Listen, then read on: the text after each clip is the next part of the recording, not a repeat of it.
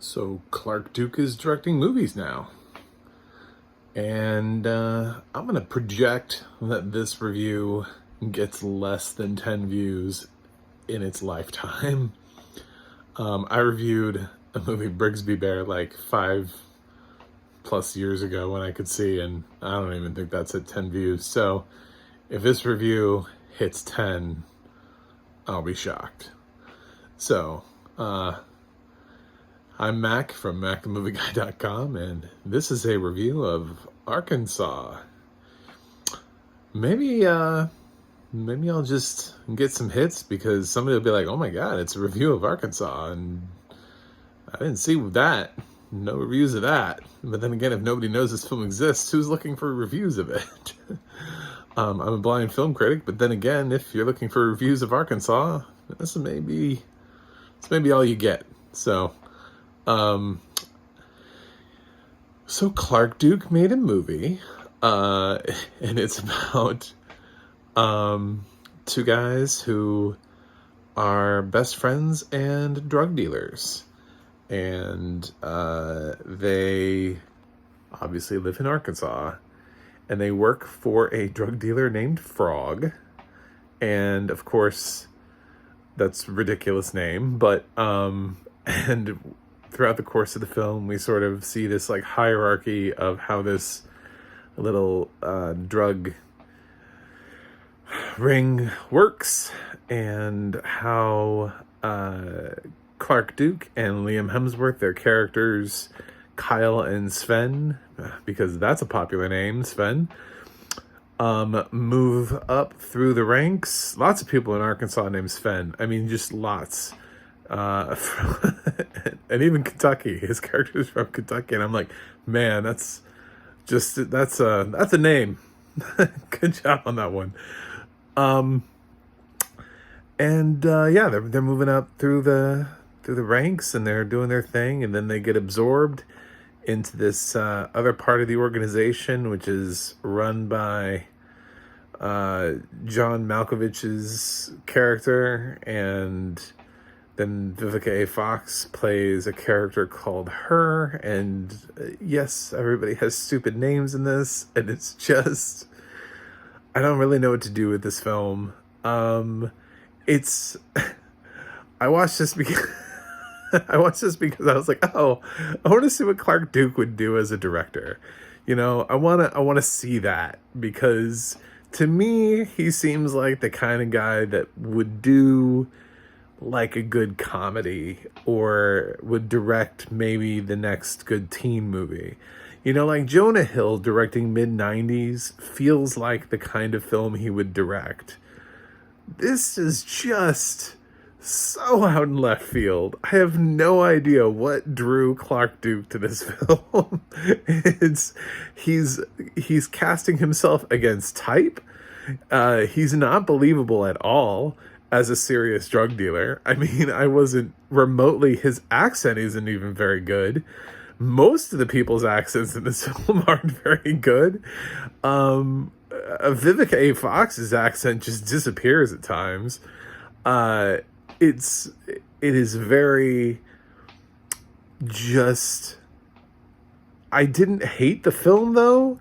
Like, it's just kind of like, we've seen this film done better before, and this just wasn't interesting. It didn't do anything new. It didn't bring anything new to the characters or the set or the scenery.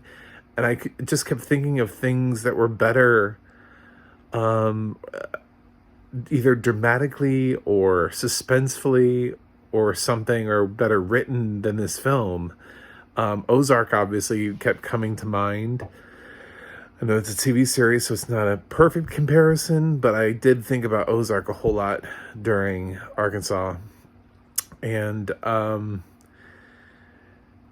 don't really think that this was necessarily the best choice for Clark Duke's talents on any level.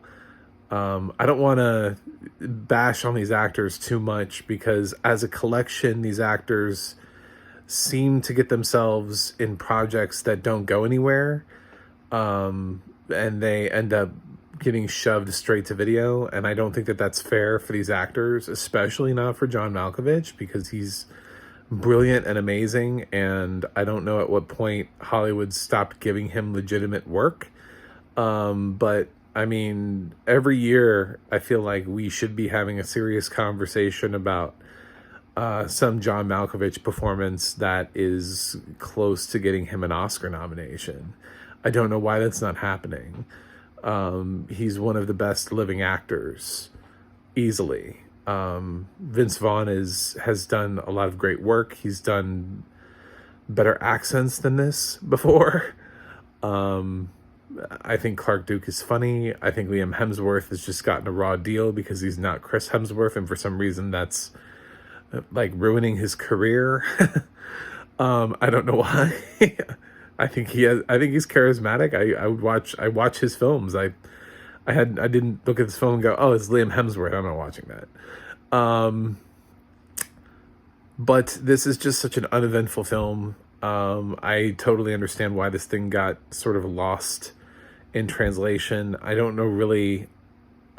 I mean, I can sort of imagine that this went to a film festival and it didn't really get picked up, and then it's maybe went to like the film market, and some like low-level distribution bought it, and then it ended up on this streaming service on Amazon. So that's probably the course that it took. That seems about right for this title. The most interesting thing is this speech that they keep giving, that Malkovich originally gives to Hemsworth and Duke about, you know, I'm the boss and you can't refuse my deal. And then later on, when Vince Vaughn gives it, you're like, oh. And it's given like multiple times throughout the film. And I was like, that's creative. Otherwise, the film it jumps around a lot through time periods. We go back in time and see Vince Vaughn being established as Frog under the tutelage of a character played by Michael Kenneth Williams, who I think his character name was Almond. And I'm like, that tracks, because everybody in this film has a stupid name. But it just, yeah. So let's just go ahead and talk about the audio description, because I feel like I'm just beating a dead horse by talking about the movie. Audio description for this is fine. I did notice I sat all the way through and nobody's claiming responsibility for this audio description, which seems to be a running thing on Amazon with sort of like sub-tier audio description. And this is not, I think this thinks it's sub-tier audio description, except I would say that the actual written description and the narrator are fine. But what's the problem is here is that this wasn't mixed well. It's the same problem I had recently with my review I mentioned in The Terminator, that the balance on the audio description was way off, so that every time the audio description kicks in, it substantially lowers the volume of the movie.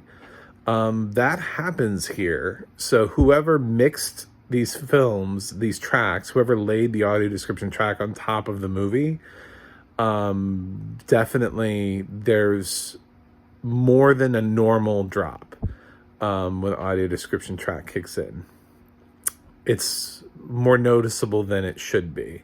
That would probably be my biggest criticism of the audio description. Otherwise, I actually found it really easy to follow. I don't think the movie is that difficult to follow script-wise. I don't think it's that smart. So the description was fine. The film just makes a lot of weird choices. I'm not sure that I would have made the same choices. I'm not really sure why the script made the choices, why Clark Duke felt to make the choices. I don't know why the film is told in chapters. That felt like an odd and unnecessary choice. I don't know if this is based on a book, but then I'm sure there would be more than 5 chapters in the book, so that doesn't make any sense. It's just, you can bounce around through time without chapters. There was no need for the chapters, the chapter effect in this film. I would say killing a character off screen, especially a character as major as the character death that is off screen, is a little The payoff is not there because I did initially expect that, because typically, I guess this is a spoiler, but I'm not saying what character it is, but if you notice a character death that's off screen, maybe you'll be like, oh, this is what he's talking about. But I guess I expected, because it was an off-screen character death, for that character to come back, but then they didn't. And then I was like, well, why is this R-rated drug dealing movie avoiding this violence when we've already been shown violence? Like, why were we spared that character death? You know, I mean, don't choose this genre. Don't go after it if you're not going to go after it. Like, go for it.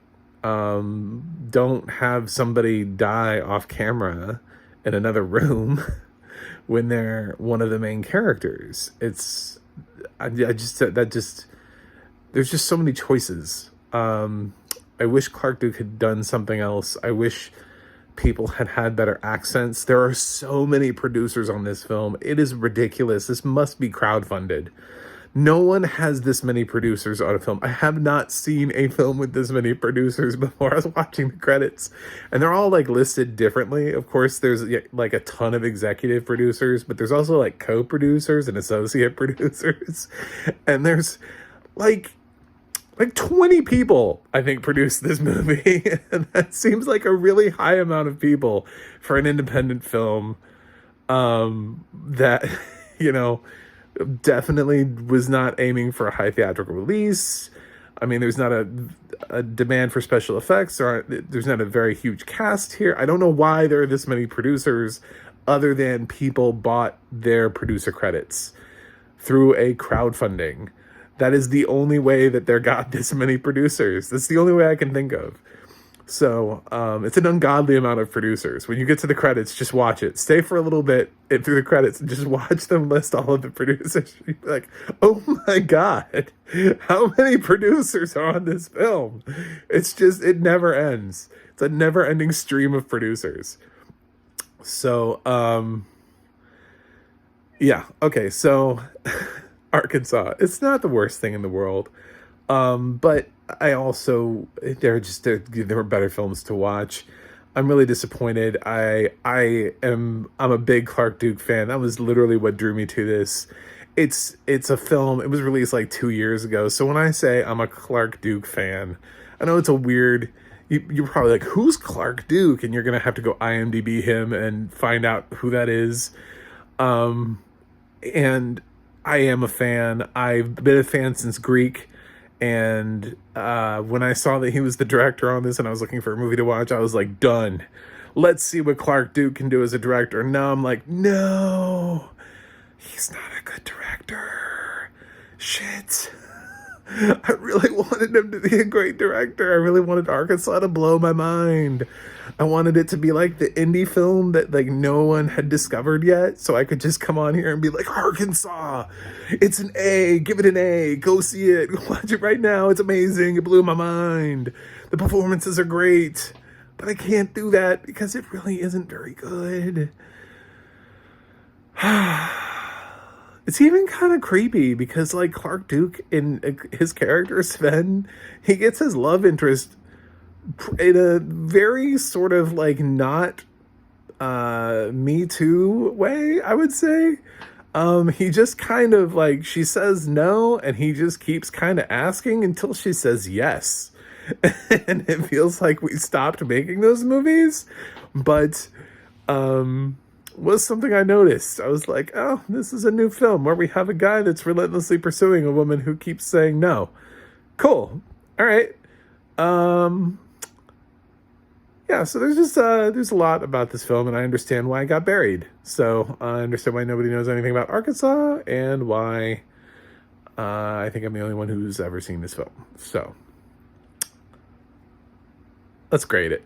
I'm going to give Arkansas a C-. I've definitely seen worse films than Arkansas.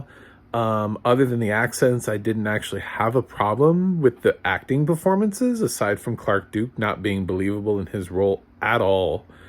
I could not take him seriously as a as a badass wannabe drug dealer. Just he did not pull that off for me in the slightest. He seemed so out of place.